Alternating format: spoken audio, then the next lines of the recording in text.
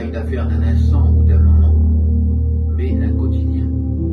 Tous les jours, tu dois avoir un temps d'intimité avec Dieu. Car il existe travail pour Dieu et intimité avec Dieu. Et l'intimité avec Dieu donnera de la valeur à ton travail pour Dieu.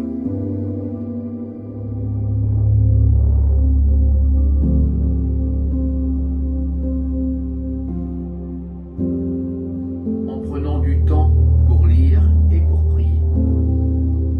L'un ne va pas sans l'autre. Nous avons tous 24 heures dans une journée. Regarde ce que tu prends pour toi et regarde ce que tu laisses à Dieu. Et tu comprendras ce qui te reste, quel sera ton état spirituel. L'Ecclésiaste nous parle de 27 temps. Et il dit il y a un temps pour tout et un temps pour chaque chose. Alors ta fidélité dans ces choses fera ta réussite en Dieu.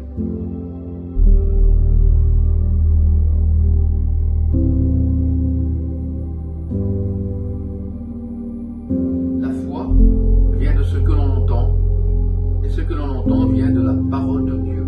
C'est donc la parole de Dieu qui crée la foi.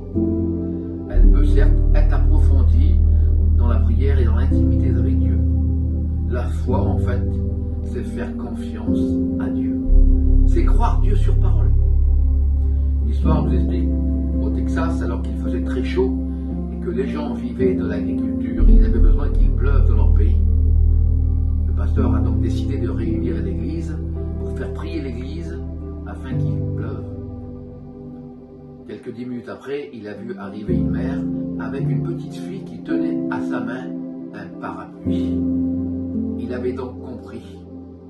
L'église était venue pour prier afin qu'il pleuve.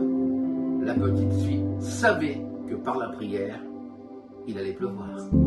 C'est ça, croire Dieu sur parole. C'est la foi.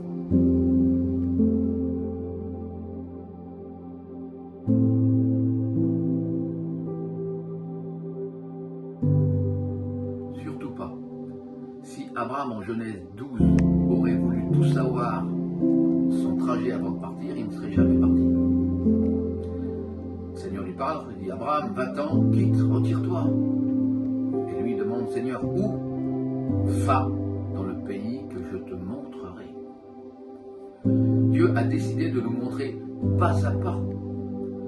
La seule chose qu'il a promis, c'est qu'il serait avec nous.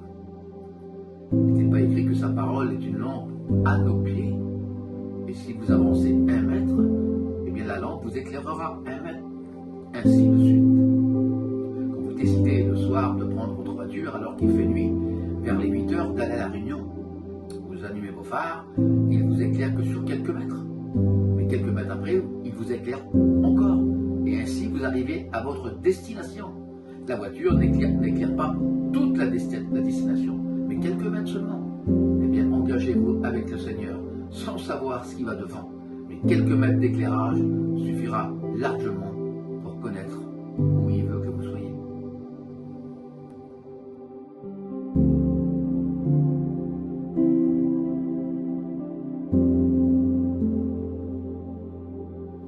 Deux choses sont importantes. Déjà une conviction personnelle et intérieure, enlevée surtout de tout intérêt personnel.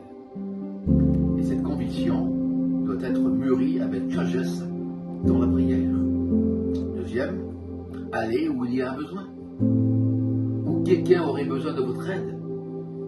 L'Ecclésiaste chapitre 9 verset 10 nous dit « Tout ce que ta main trouve à faire, fais-le. Alors rends-toi utile où il y a un besoin. Tu sais où tu pourrais être utile? Vas-y.